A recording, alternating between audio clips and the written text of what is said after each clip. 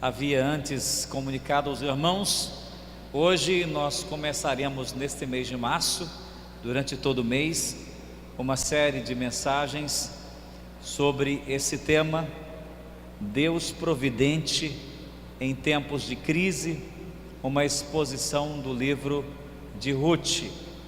A intenção é mostrar como Deus se manifesta, como Deus se revela, como Deus age no momento em que o seu povo, no momento em que as pessoas que o servem, no momento em que o mundo de maneira geral vive crises agudas, vive problemas, vive tragédias.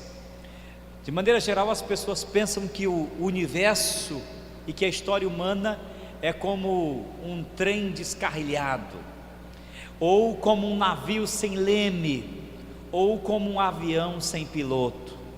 Imaginam que a história humana é um círculo que não dá em nada, que começou e vive constantemente num ciclo vicioso de idas e voltas, sem ninguém no comando. Mas a grande verdade é que quando a gente faz a leitura correta da história humana, e quando nós fazemos a leitura correta da palavra de Deus, nós podemos ver claramente que a história humana e que a nossa vida não é um trem descarrilhado, não é um avião sem piloto. Há um governo, há alguém no trono, alguém controlando a história humana. Nós não somos frutos do acaso, da sorte, do caos. Nós somos resultados de uma mente divina e brilhante que planejou os céus e terra e que fez a mim e a você e que conduz, quer queiramos, quer não, quer nos submetamos, quer não, conduz a história humana que é Deus. E nenhum outro livro da Bíblia, na minha humilde opinião, mostra claramente esse agir de Deus, esse mover de Deus, essa providência divina por trás da história humana. Às vezes nós não vemos, aliás, quase sempre não vemos esse agir de Deus. Através dos dramas da nossa vida, das crises da nossa vida, nós sequer percebemos o agir de Deus. E no livro de Ruth, nós vemos de uma forma tão clara, como no enredo daquelas histórias pessoais, daquelas crises enfrentadas pelos personagens, a mão de Deus provendo, agindo e transformando a história daquelas pessoas. Por isso os irmãos estão convidados a estudar. Hoje nós vamos ler o capítulo 1, no próximo domingo no capítulo 2, e enfim, são 4 capítulos e 4 sermões e 4 mensagens sobre esse tema, o Deus providente em tempos de crise. E a primeira mensagem hoje é sobre esse assunto, o cuidado entre colchetes ou parêntese, invisível de Deus. Vamos abrir a palavra do Senhor em Ruth, capítulo 1. Livro de Ruth, capítulo 1. Eu peço que você, por favor, fique em pé. Se você tem uma Bíblia, acompanhe. Se não tem, pode acompanhar a leitura da mesma que está projetada. Ruth, capítulo 1. Na época dos juízes, houve fome na terra. Um homem de Belém de Judá, com a mulher e os 2 filhos, foi viver por algum tempo nas terras de Moabe. O homem se chamava Elimeleque, sua mulher Noemi e seus 2 filhos, Malom e Quilion. Eram efrateus de Belém de Judá. Chegaram a Moabe e lá ficaram. Morreu Elimeleque, marido de Noemi, e ela ficou sozinha com seus 2 filhos. Eles se casaram com mulheres moabitas, uma chamada Orfa e outra Ruth. Depois de terem morado lá por quase 10 anos, morreram também Malom e Quilion, e Noemi ficou sozinha, sem os seus 2 filhos e sem o seu marido. Quando Noemi soube em Moabe que o Senhor viera em auxílio do seu povo, dando-lhe alimento, decidiu voltar com suas 2 noras para a sua terra. Assim ela com as suas 2 noras partiu do lugar onde tinha morado. Enquanto voltavam para a terra de Judá, disse-lhes Noemi: vão, retornem para a casa de suas mães, que o Senhor seja leal com vocês, como vocês foram leais com os falecidos e comigo. O Senhor conceda que cada uma de vocês encontre segurança no lar do outro marido. Então lhes deu beijos de despedidas, mas elas começaram a chorar alto e lhe disseram: não, voltaremos com você para junto de seu povo. Disse porém Noemi: voltem, minhas filhas, porque viriam comigo. Poderia ainda eu ter filhos que viessem a ser seus maridos? Voltem, minhas filhas, vão, eu estou velha demais para ter outro marido, e mesmo que eu pensasse que ainda há esperança para mim, ainda que eu me casasse essa noite e depois desse à luz filhos, iriam vocês esperar até que eles crescessem? Ficariam sem se casar à espera deles? De jeito nenhum, minhas filhas. Para mim é amargo, é mais amargo do que para vocês, pois a mão do Senhor voltou-se contra mim. Elas então começaram a chorar alto de novo. Depois Orfa deu um beijo de despedida em sua sogra, mas Ruth ficou com ela. Então Noemi a aconselhou: veja, sua cunhada já está voltando para o seu povo e para o seu Deus, volte com ela. Ruth, porém, respondeu: não insistas comigo que eu te deixe e que não te acompanhes. Aonde fores, irei, aonde ficares, ficarei. O teu povo será meu povo, o teu Deus será meu Deus. Onde morreres, morrerei, e ali serei sepultada. Que o Senhor me castigue com todo rigor, se outra coisa que não a morte me separe de ti. Quando Noemi viu que Ruth estava de fato decidida a acompanhá-la, não insistiu mais. Prosseguiram, pois as 2 até Belém. Ali chegando, todo o povo ficou alvoroçado por causa delas. Será que é Noemi? Perguntavam as mulheres. Mas ela respondeu: não me chamem Noemi, melhor que me chamem de Mara, pois o Todo-Poderoso tornou a minha vida amarga. De mãos cheias eu parti, mas de mãos vazias o Senhor me trouxe de volta. Porque me chamam Noemi? O Senhor colocou-se contra mim, o Todo-Poderoso me trouxe desgraça. Foi assim que Noemi voltou das terras de Moabe com sua nora Ruth, a moabita. Elas chegaram a Belém no início da colheita da cevada. Palavra do Senhor. Amém? Vamos orar, pessoal. Oh querido Deus e Pai, nós lemos a Tua santa palavra neste momento, e nós cremos que todas as vezes que a lemos, nós ouvimos a Tua voz, ouvimos a Tua palavra falando conosco. Dá-nos, portanto, ouvidos atentos, corações abertos, mentes prontas para entender e discernir a Tua vontade.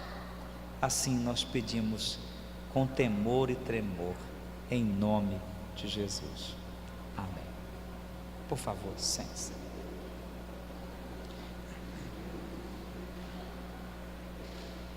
O livro de Ruth é uma das histórias mais fantásticas de toda a Bíblia. É uma história que, como eu já disse, mostra a ação providente do Deus que faz girar a roda do universo e da história humana. É uma história de dramas pessoais. Conta a história de um homem de Belém, de um homem de Judá chamado Elimeleque. De repente Belém, no período dos juízes, passa por um período de fome, muita escassez. Era um período em que o povo de Deus estava vivendo um círculo vicioso de pecado, castigo e reconciliação. Constantemente o povo cedia à idolatria, caía diante de Deus, vinham os inimigos e açoitavam-nos por causa de seus pecados. Era um tempo difícil, um tempo de muita idolatria, de muita imundícia espiritual no meio do povo de Deus, o tempo dos juízes. E por causa dessa inconstância espiritual do povo de Deus, Deus fez vir sobre toda a nação um período de fome, de crise, de agravamento, ricos e pobres passando fome, injustiças sociais, parecia até o tempo de hoje. Então Elimeleque, vendo que a coisa estava muito difícil em Belém, teve uma ideia juntamente com a esposa: vamos nos mudar para uma outra cidade e vamos morar em outro povo. Eles foram então para Moabe. Os moabitas eram povos pagãos, e Deus havia proibido que os judeus convivessem com eles e se relacionassem com eles por causa da idolatria. Era um povo pagão, cruel, que inclusive sacrificava os próprios filhos para os seus deuses pagãos. Elimeleque pega a mulher e os 2 filhos e vão se aventurar em terra estranha, vivendo o drama da imigração, vivendo o drama de buscar esperança fora do arraial, fora dos limites de seu povo, fora da direção de Deus.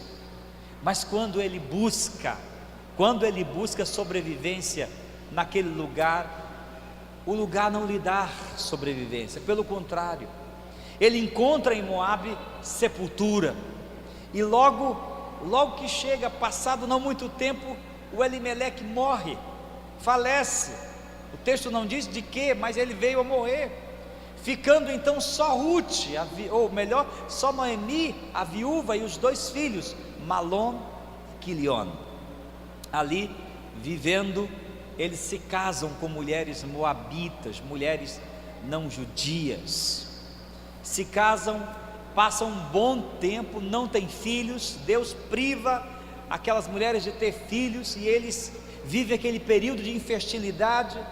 Para piorar a situação, os 2 vêm a falecer.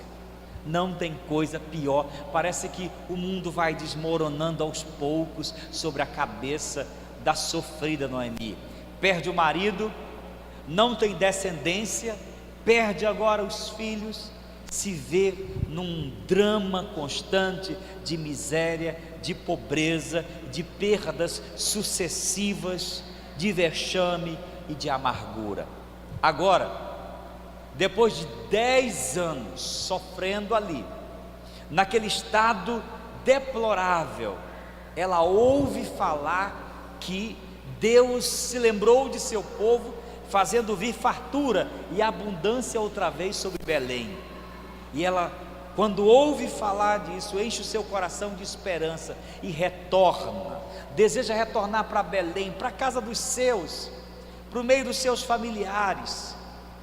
Então vai se despedir de suas noras, Orfa e Ruth, persuadida a não mais continuar, vendo que a sogra não tinha mais nada a oferecer, era agora uma velha, cansada, amargurada, era uma velha que não podia mais oferecer nada para ela.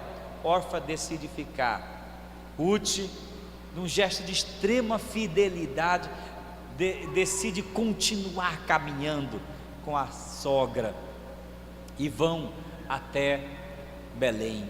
Quando chegam lá, no texto que nós lemos, você viu, quando chegam lá, na cidade onde havia morado, as pessoas começam a se alvoroçar: quem está chegando, quem está chegando? Veio aquela imagem chegando pelas estradas empoeirentas que conduziam a Belém, daquela mulher que partiu jovem, bonita, saudável, cheia de esperança, cheia de amor.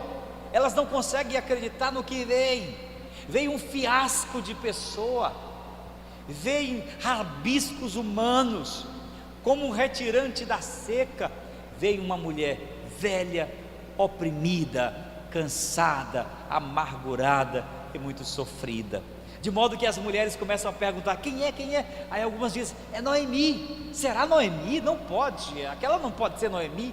Como o sofrimento pode acabar com a pessoa, como o sofrimento humano pode destruir, desfigurar completamente a vida humana. E aí quando ela chega, que o pessoal diz: é Noemi, ela diz: não é Noemi, não me chamem Noemi. Noemi em hebraico quer dizer amável, doce, agradável. Ela disse: não me chamem mais, porque eu não sou mais essa pessoa, me chamem de Mara. Olha a palavra, Mara. A palavra Mara em hebraico quer dizer amarga, amargurada. Me chamem agora de Mara. E ali vai viver. E ela chega exatamente no período da colheita. Durante todo o livro você vai ver como Deus vai agindo nessa história. Quem lê essa história não pode imaginar o que está por trás de tudo isso. Ninguém pode imaginar que essa história aqui é a história dos avós, sabe de quem? De um rei. A história de um rei, aliás, não de qualquer rei, mas do rei mais poderoso, mais influente em Israel e mais amado por Deus. Começa dessa forma: a história de retirantes, pobres, fugindo de dramas familiares. Mas não é só isso. Essa aqui é a história também, sabe de quem? Dos ancestrais de quem? Do próprio Salvador do mundo. Não esqueça que Ruth está na genealogia de Davi, e que Davi está na genealogia do próprio Senhor Jesus Cristo. Quem pode imaginar que a história da família de Jesus está marcada de dramas desse jeito? Quem pode imaginar que Deus usaria dramas familiares, histórias de caos, de tragédia, para construir uma história de salvação universal? E aqui nós podemos destacar claramente os dramas familiares de pobreza, de imigração e de perdas sucessivas vividos pelaquela família, vivido por aquela família ali. Qual é a grande lição deste livro, ou principalmente desse primeiro capítulo? A grande lição desse capítulo, dessa história, é que geralmente em meio às nossas crises, embora nós não possamos ver, e geralmente não vemos, Deus continua agindo providencialmente em nossa vida. Você vai ver, por isso que a mensagem de hoje é o cuidado invisível de Deus.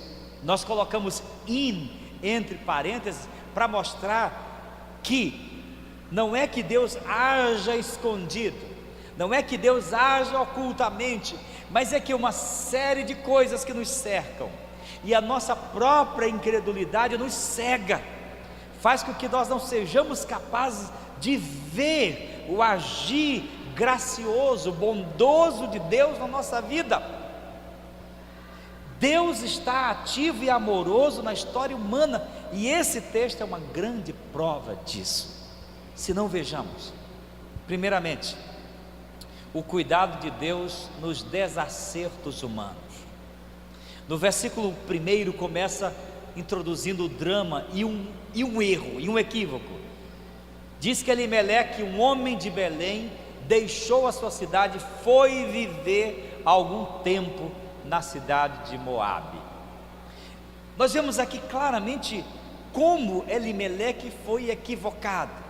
É verdade, Belém estava em crise, havia fome, ricos e pobres passavam fome, a cidade estava um caos. Ele, para salvar a si e a sua esposa e seus filhos, foge na tentativa de encontrar comida fora de seu povo. Mas aquela não foi uma decisão correta. Foi um desacerto, foi um desatino, foi um equívoco da parte dele. Primeiro, porque ele buscou o refúgio entre os pagãos, ele buscou o refúgio entre aqueles que não temiam a Deus, que não amavam a Deus e que investiam contra os planos de Deus. Ele arrisca a sua vida, a sua família, a sua fé para buscar pão. De que maneira aquelas pessoas de Moabe iam encarar a sua fé? Cadê Elimeleque, o seu Deus, o Deus de Belém, o Deus dos judeus, que você precisa vir buscar migalhas aqui em Moabe? Aquela não foi uma decisão baseada na fé, foi uma decisão precipitada. Irmãos, em tempo de crise, nós devemos ter muito cuidado para não nos precipitarmos. Em tempo de dramas, de dificuldades, geralmente nós somos tentados a tomarmos decisão única e exclusivamente para salvar a nossa pele, sem medirmos as consequências para o futuro. Em momentos em que sofremos, nós simplesmente queremos salvar a nossa pele, e como o diabo muitas vezes agimos pele por pele, o que não dará ao homem em prol da sua própria vida. Elimeleque deixa os termos de seu país para ir morar em Moabe. Ele desobedece às orientações divinas. E o mais interessante é que o próprio nome Elimeleque em hebraico quer dizer Deus é rei, Deus é Senhor. Mas essa atitude dele é exatamente oposta àquele que vive debaixo do governo de Deus. Em segundo lugar, ele deixou de confiar em Deus para buscar a intervenção e a ajuda naqueles que não amavam a Deus. Onde estava Deus, poderiam perguntar. Ele deixou de buscar a ajuda do Senhor e fugiu da crise. Irmãos, geralmente somos tentados a fugir dos nossos problemas, mas a Bíblia nos ensina a não fugir dos problemas. A Bíblia nos descreve uma série de reações que devemos ter diante dos desafios da vida. Por exemplo, diante do diabo, o crente é chamado a resistir. Diante do mundo, o crente é convocado a não se conformar. Diante do pecado, o crente é convocado a abandonar. Diante das perseguições, o crente é convocado a firmar-se no Senhor. Diante das tentações, ele deve fugir, mas diante das tribulações, ele deve resistir. Mas talvez você diga: pastor, não julgue o coitado do Elimeleque. Quando a barriga está vazia, a gente quer um pedaço de pão, não importa aonde ele esteja, não é verdade?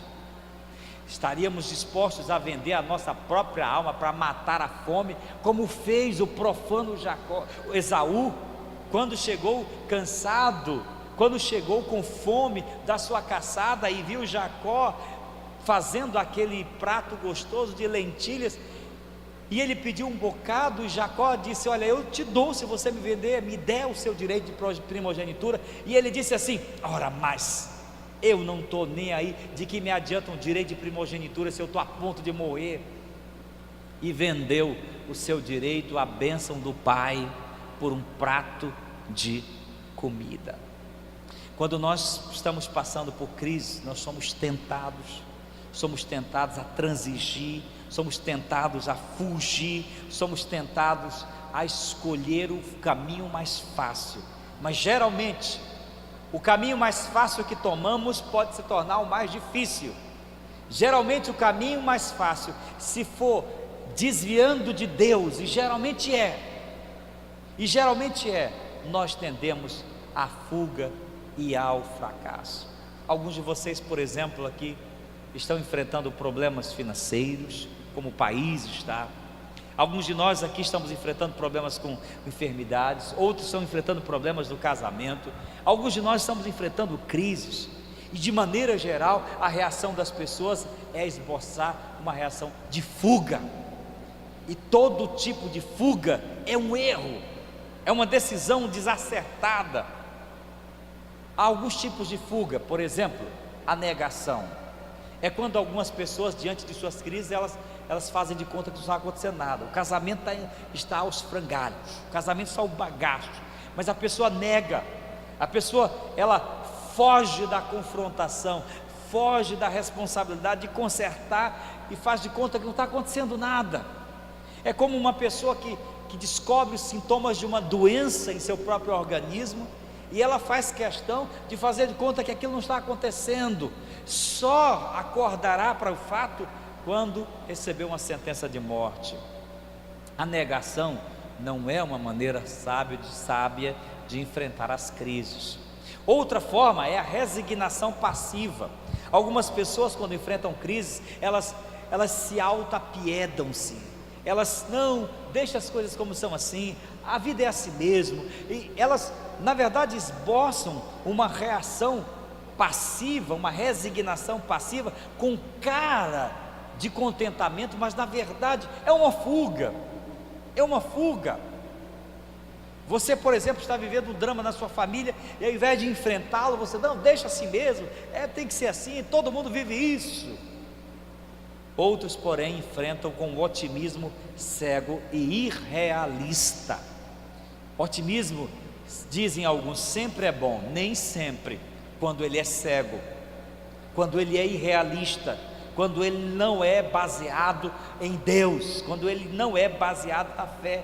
Pessoas evitam o confronto por medo do sofrimento, evitam o confronto com medo do problema, elas só apenas passam a se dizerem a si mesmo e acreditarem para si mesmo que tudo vai dar certo, quando na verdade o que elas estão fazendo não passa de uma fuga de seus próprios problemas. Em vez de esperar em Deus, em vez de continuar em Belém e confiar que Deus daria de novo pão para os belemitas e para ele, Elimeleque, ele resolveu fugir para salvar a sua vida, e nessa fuga ele encontrou foi a morte.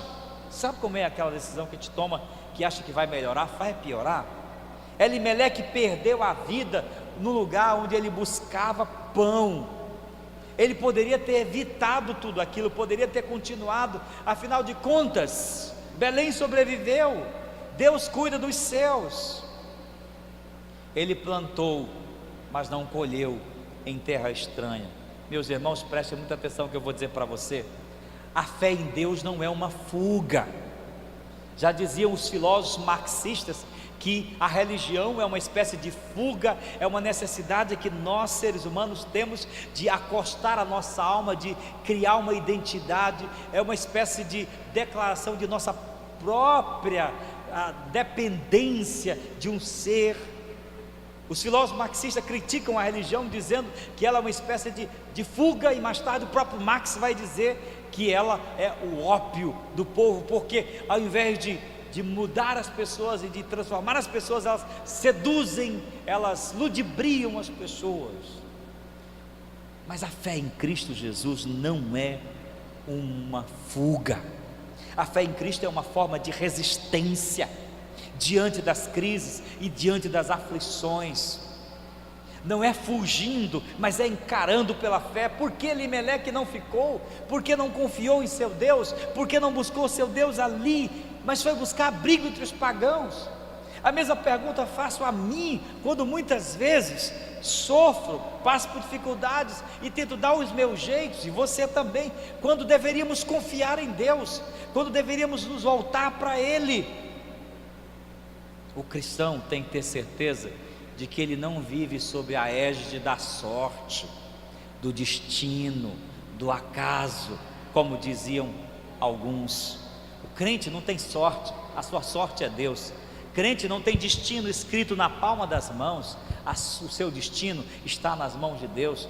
O cristão não vive na base da ordem do caos, do acaso, não. Há um Deus que governa a sua vida e que requer de nós confiança.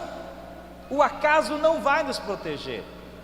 É uma música dos Titãs, bem antiga, que diz assim: eu devia ter amado mais, eu devia ter chorado mais, eu devia ter visto o sol nascer, eu devia ter arriscado mais e até errado mais, ter feito o que era para fazer. Eu queria ter aceitado mais as pessoas como elas são. Cada um sabe a alegria e a dor que traz no coração. Aí eles cantam: o acaso vai me proteger, enquanto eu andar distraído, o acaso vai me proteger enquanto eu andar por aí. Mas não vai. O acaso não vai proteger ninguém, porque o acaso não existe. O que existe é um Deus que governa os céus e a terra e que conduz a vida dos seus filhos e do universo. É um Deus que conduz a história humana para um termo e para um propósito final que nós nem sempre entendemos. O cristão não tem sorte, não tem azar. O cristão tem a sua vida gravada nas palmas das mãos de Deus. Suas mãos nos conduz, seus pensamentos planejam o nosso futuro, sua boca nos orienta, os seus olhos nos veem do céu e a terra. Ele move a grande máquina da história humana. Quer creiamos, quer não, quer aceitemos, quer não, o mundo e a nossa vida não é um avião desgovernado, mas na verdade é fruto da ação de um Deus Todo-Poderoso. Aí você me pergunta: pastor, como é que pode ser assim? Olha o drama que eu estou vivendo, olha as dificuldades que eu estou enfrentando. Como é que você pode dizer que Deus está governando a minha vida e todas as coisas se eu estou sofrendo? Faça essa mesma pergunta para Noemi, faça essa mesma pergunta para a família de Noemi, que sai para uma terra em busca de pão e encontra a sepultura, que volta para o seu povo totalmente um fiasco humano. Não é mais gente, é um arremedo de gente amargurada, cheia de perdas e infeliz. Querido irmão, a graça e a providência de Deus age na vida daquelas pessoas, na medida em que Deus estava criando uma estrutura para um rei, e mais do que isso, Deus estava criando uma estrutura para vir o Salvador. Como eu já disse, como alguém pode imaginar que nesse drama e desse drama familiar sai o descendente da humanidade que vai salvá-la?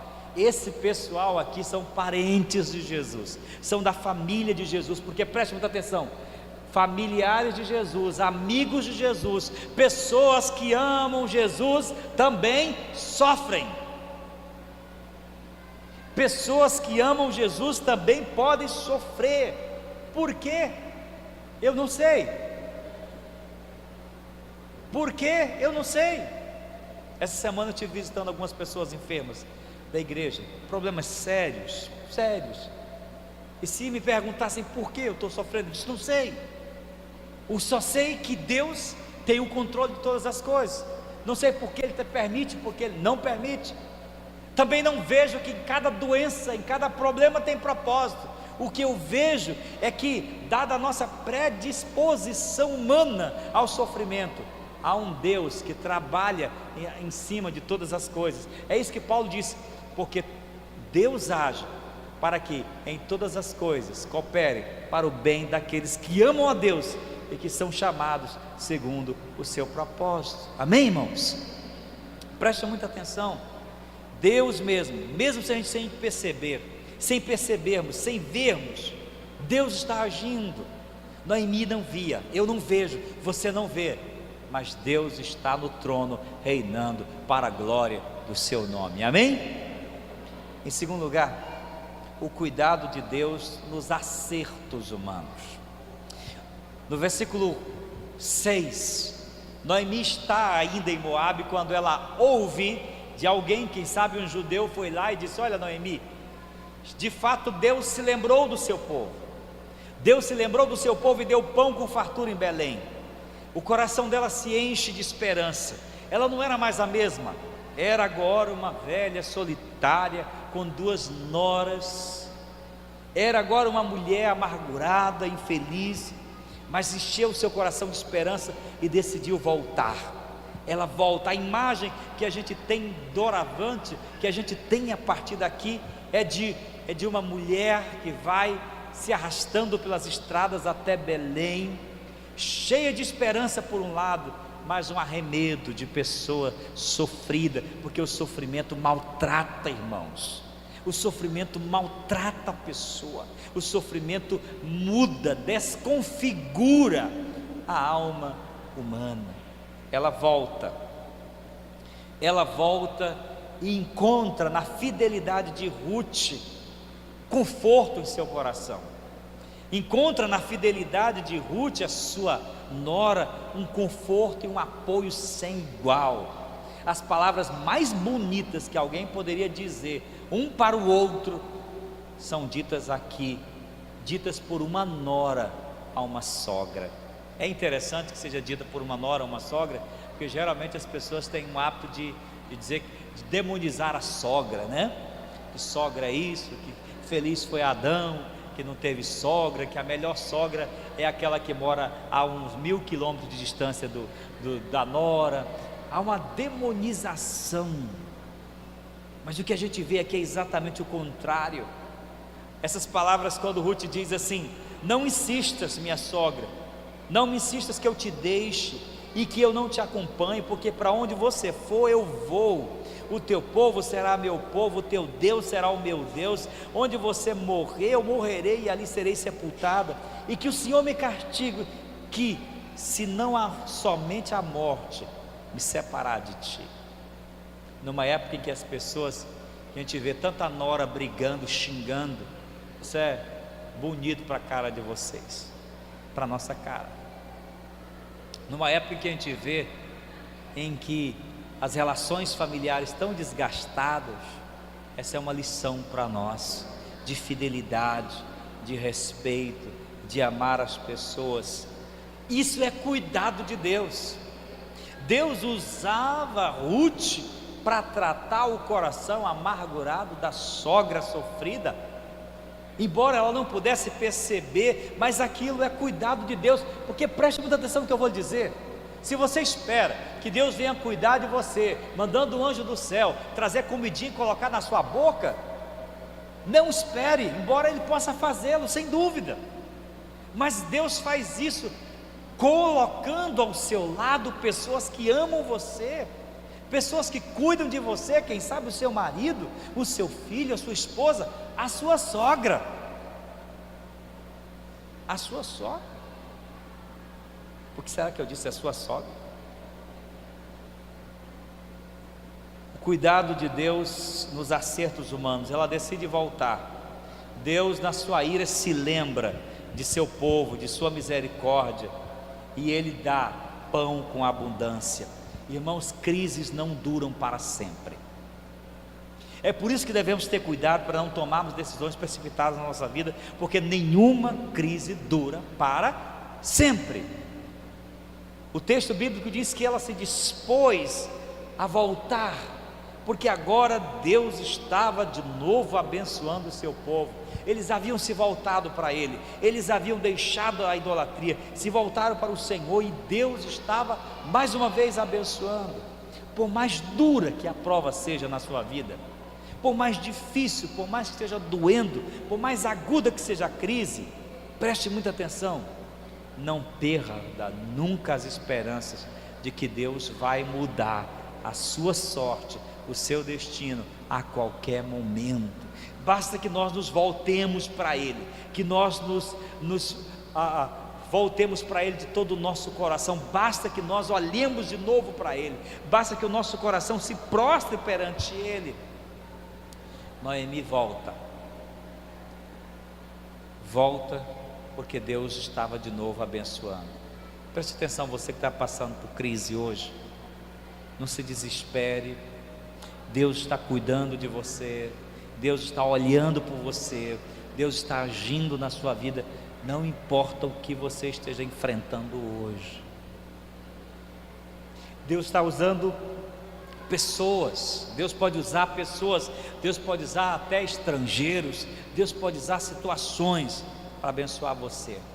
Ele está no trono, Ele governa todas as coisas. Amém, pessoal? Em último lugar, o cuidado de Deus na amargura humana. Nos versos 20 e 21 diz que: mas ela respondeu quando chegou lá em Belém: não me chame Mara, não me chame Noemi, me chame Mara, pois o Todo-Poderoso tornou a minha vida amarga. De mãos cheias eu parti, mas de mãos vazias o Senhor me trouxe de volta. Por que me chama Noemi? O Senhor colocou-se contra mim, o Todo-Poderoso me trouxe desgraças. É chocante o retorno de Noemi e essas palavras dela.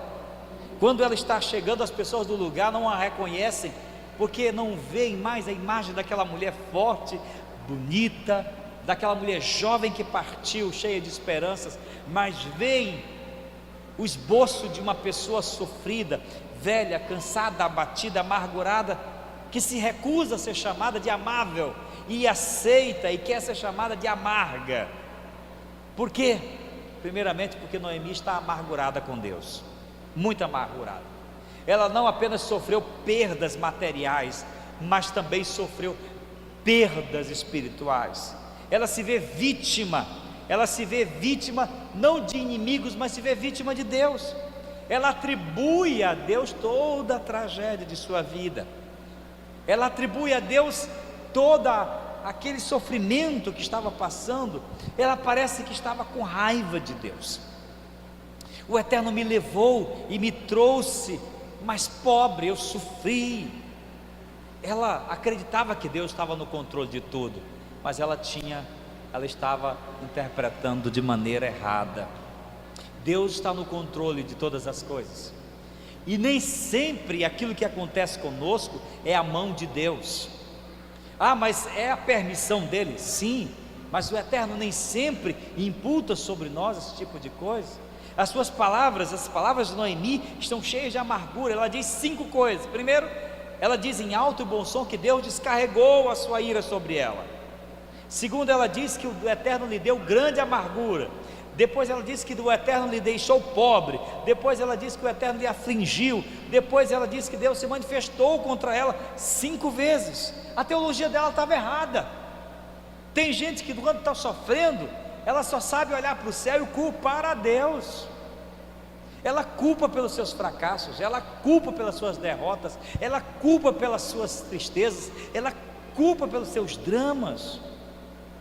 Mas pastor, você não disse que Deus está no trono? De alguma forma Ele permitiu? Sim, permitiu, não sabemos porquê.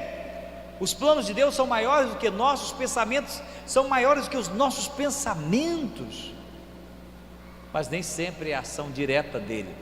Nesse caso exclusivamente não. A situação em que Elimeleque colocou sua família o predispôs ou a predispôs a tudo isso. Ela estava culpando a Deus. É muito fácil, irmãos, prestem muita atenção. É muito fácil e cômodo da nossa parte, quando nós enfrentamos crises, procurar culpados. Isso é o culpado, aquele é o culpado, aquela é a culpada, não sei o quê. É muito fácil para o governo culpar os Estados Unidos, a alta do dólar, a crise estrangeira, pela crise que o Brasil está enfrentando atualmente no aspecto financeiro e político. É muito fácil. Achar culpados é a atitude mais cômoda que nós podemos tomar. E assim faz Noemi. A teologia dela estava parcialmente correta. Ela sabia, Deus governa tudo, portanto é Ele que está me afligindo. E não era. Você observa que ela parece que não entendeu o livro de Gênesis e não entendeu a história de José. Quando a gente lê a história de José, a gente vê que José passou por dramas muito semelhantes. Garoto vendido como escravo, levado ao sofrimento no Egito, ficou lá, sofreu, comeu o pão que o diabo amassou, como se diz no nosso adágio popular. Mas lá no final de Gênesis, lá quando diante dos irmãos que ainda não tinham se arrependido, ao invés dele se vingar dos irmãos ou culpar a Deus, ele diz assim para os irmãos: vocês planejaram o mal para mim, vocês, mas Deus fez com que o mal de vocês se transformasse em bem, para salvar muitos que hoje estão. Sabe, José tinha a teologia correta, José tinha a visão correta de Deus, ele não culpa Deus, mas Noemi culpa. Ela está amargurada, e não só amargurada, ela está revoltada.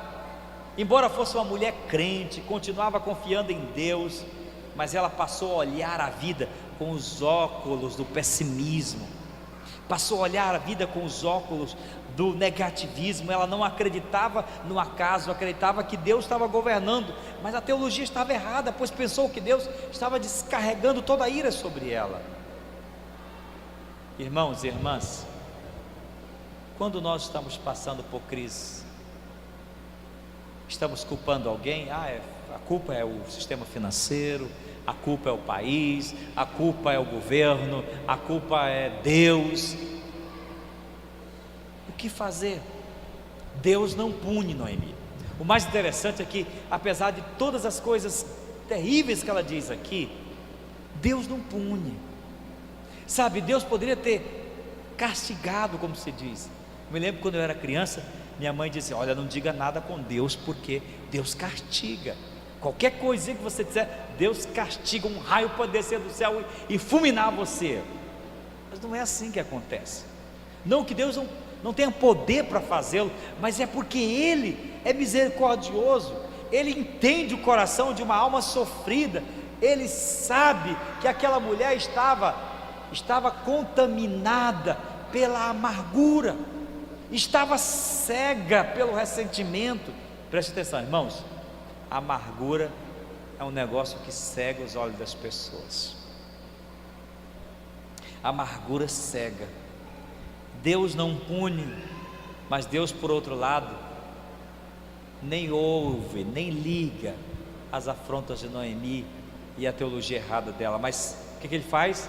Muda a sorte, muda a história, faz com que ela volte para Belém, faz com que ela volte para sua terra, volte para seu povo, e no final do livro, que você vai ver no último sermão, Deus faz dela a avó, ou melhor, a bisavó de um rei, essa daqui, do rei mais famoso de Israel, e mais, a matriarca do Salvador da humanidade.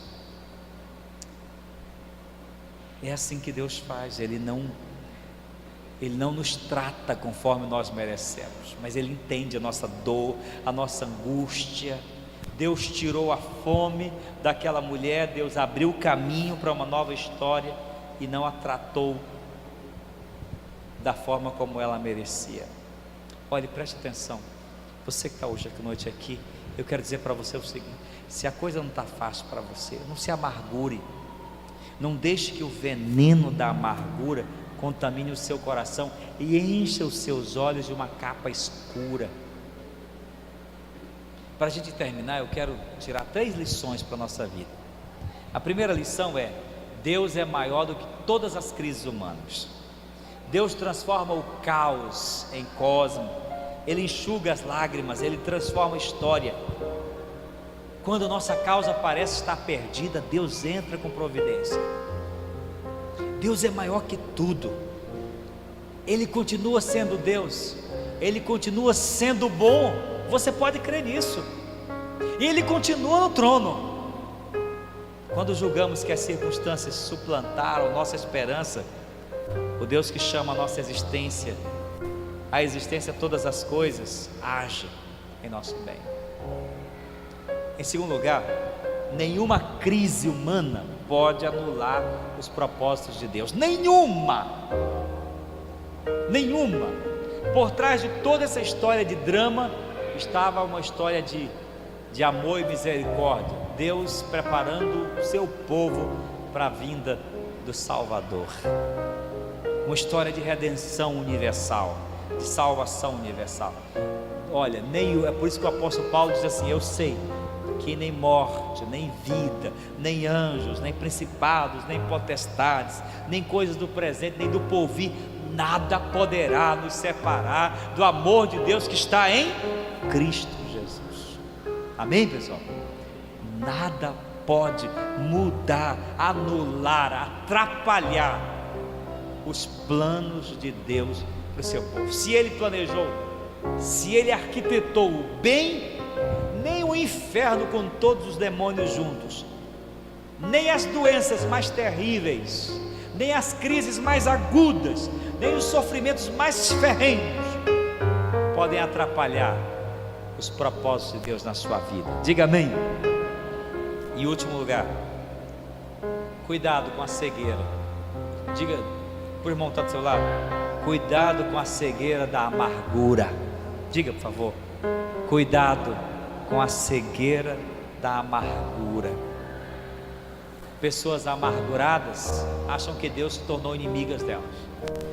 Pessoas amarguradas veem Deus contra elas, quando Deus na verdade está a favor delas. Pessoas amarguradas não enxergam que Deus está lá de forma visível, abençoando a nossa vida. Hoje eu trago essa palavra de Deus para você que talvez esteja enfrentando alguma crise na sua vida pessoal, na sua vida espiritual, coisas que não foram nem provocadas por você, mas que você acha que está tudo fora de controle, que as coisas estão sem direção. Eu quero dizer para você: não é verdade.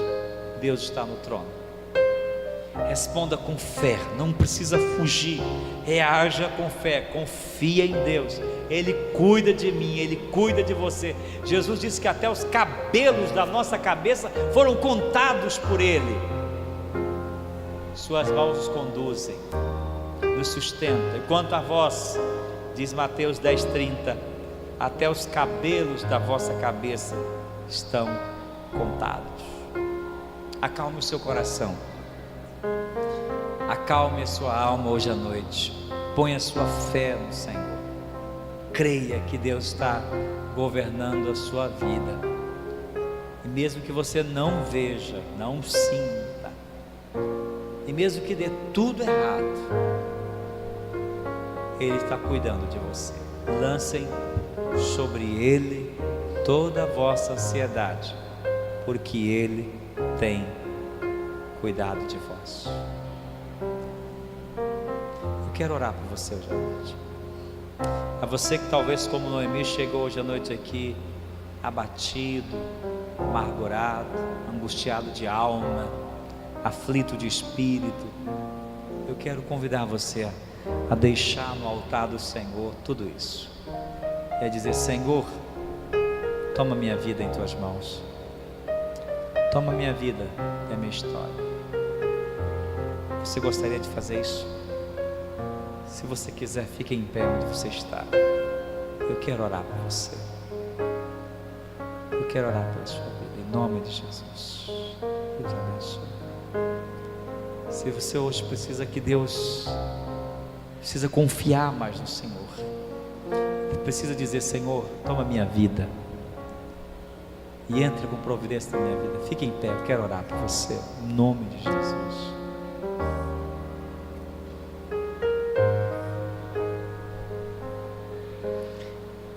Senhor, nosso Deus e nosso Pai soberano, Deus justo, nós adoramos ao Senhor porque Tu és o Deus que cuida, que sustenta, que guia, que provê. Estás no controle de todas as coisas aqui, por misericórdia, Senhor. Conduz e sustenta as nossas vidas. Eu quero Te orar pela vida dessas pessoas, do Teu povo aqui hoje à noite. Obrigado porque Tu és o Deus provedor, é o Deus que age, age e que trabalha na vida daqueles que o Senhor ama. Eu rogo por essas pessoas hoje à noite aqui, que talvez chegaram aflitas e angustiadas, que o Senhor calente seus corações e que elas confiem em Ti hoje, Senhor, e recebam cura e libertação, em nome de Jesus.